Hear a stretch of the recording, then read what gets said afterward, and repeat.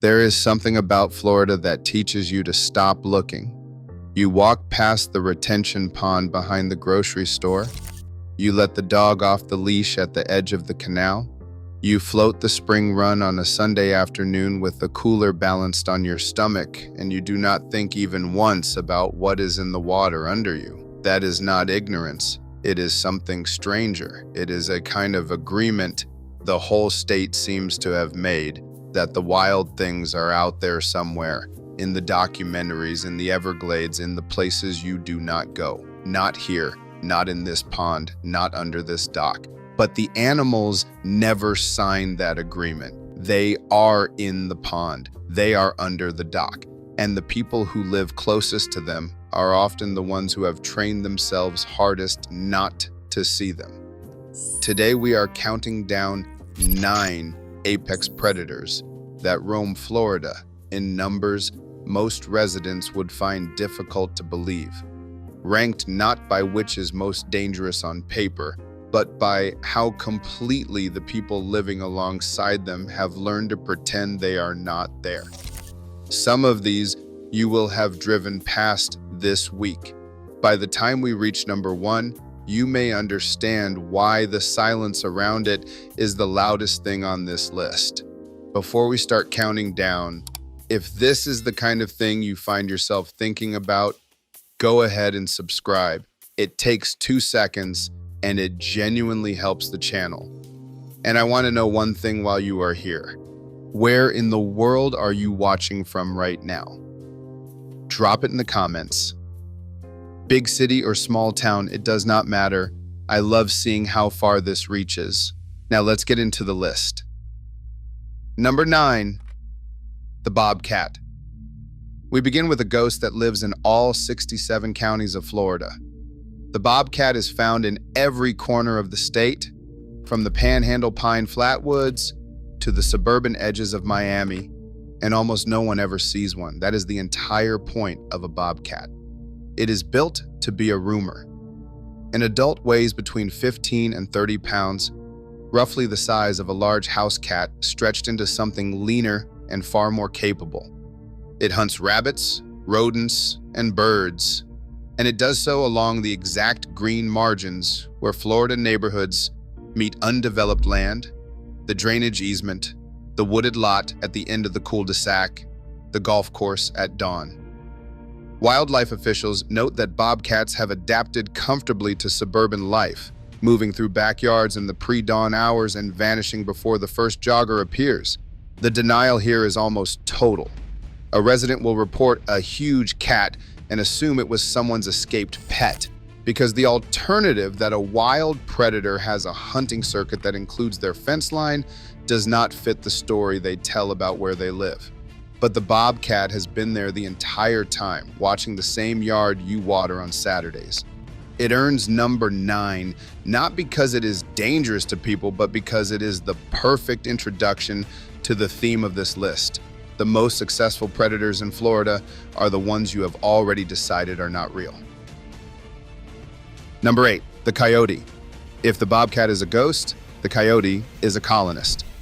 And the thing most Floridians get wrong about it is the single most important fact. It is now confirmed in every one of the state's 67 counties, and it was not here a century ago. Coyotes are not native to Florida. They expanded eastward across the continent over the last 100 years, filling the space left by the wolves that European settlement erased, and they arrived in a state that had no cultural memory of them at all. That is what makes the denial so clean. There is no Florida folklore about coyotes, no grandfather's warning, no inherited caution. So when one trots across a parking lot at dusk, the mind reaches for stray dog because that is the only file it has. An adult Florida coyote runs roughly 20 to 35 pounds, smaller than its western cousins, and it is an opportunist of extraordinary flexibility. It eats rodents, fruit, insects, garbage, and, to the genuine distress of suburban pet owners, the occasional outdoor cat or small dog left unattended near the tree line. Wildlife agencies receive a steady stream of calls each year from residents stunned to learn that the animal denning under their shed is not a feral dog, but a wild canid that has quietly become one of the most widespread predators in the state. It claims number 8 because it pulled off the hardest trick of all. It moved into the entire state, and most people never noticed it arrive. Number 7, the eastern diamondback rattlesnake. Now we move from the animals people mistake for something else to the animal people refuse to picture at all.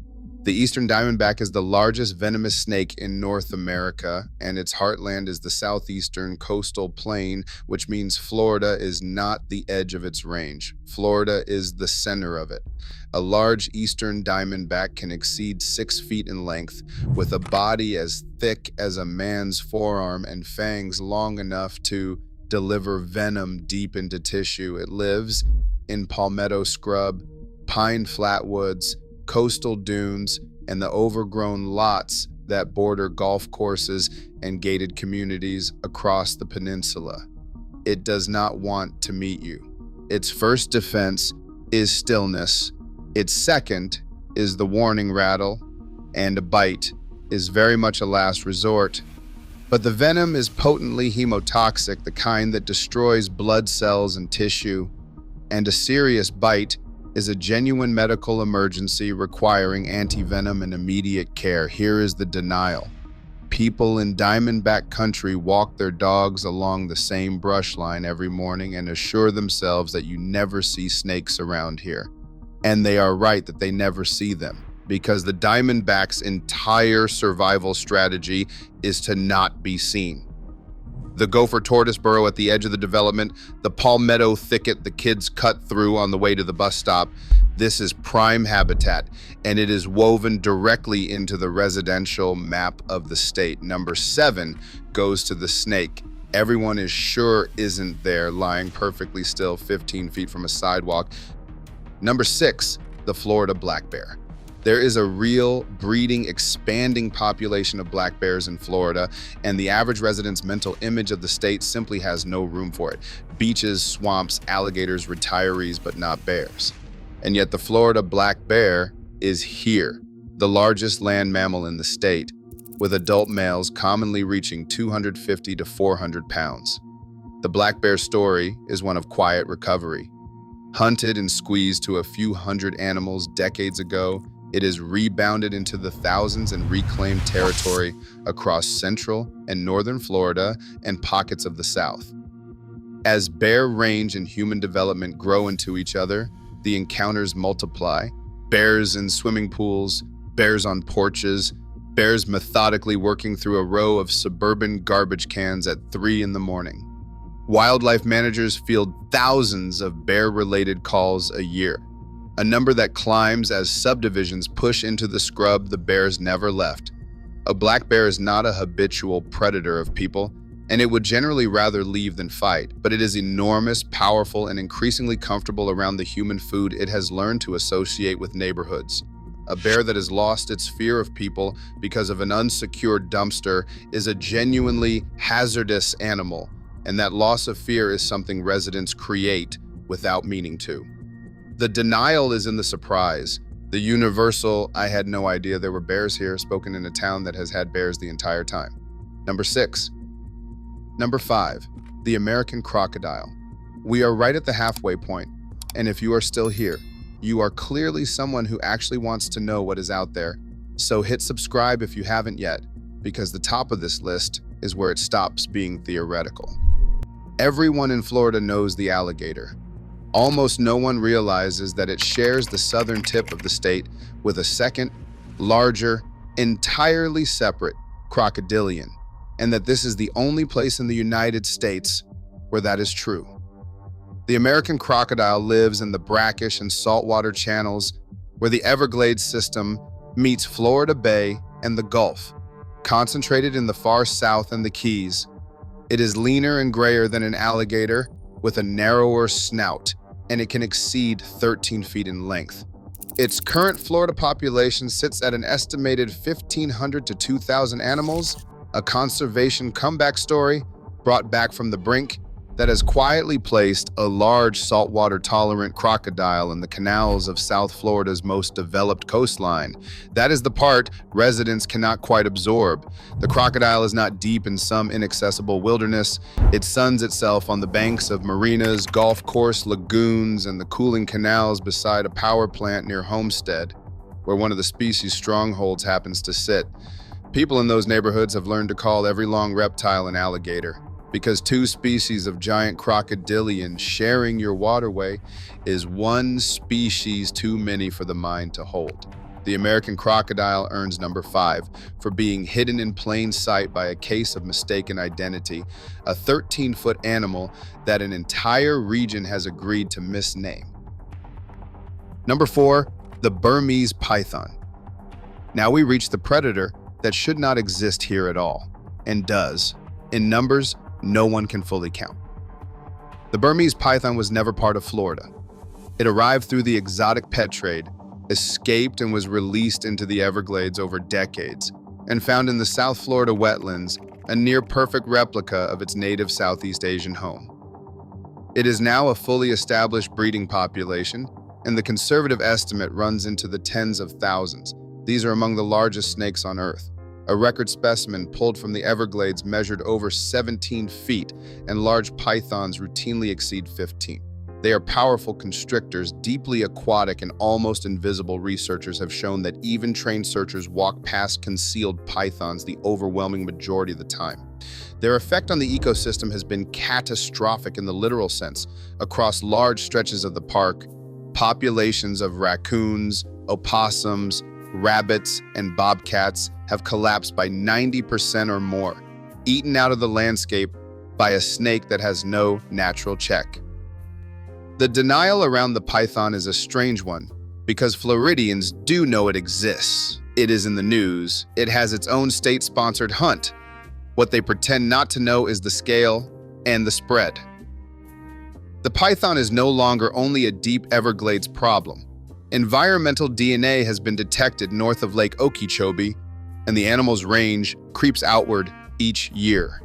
A kayaker gliding through a marsh channel, a photographer crouched at the water's edge, shares that water with a constrictor that can be longer than the boat and is submerged and motionless until the moment it is not. Number 4.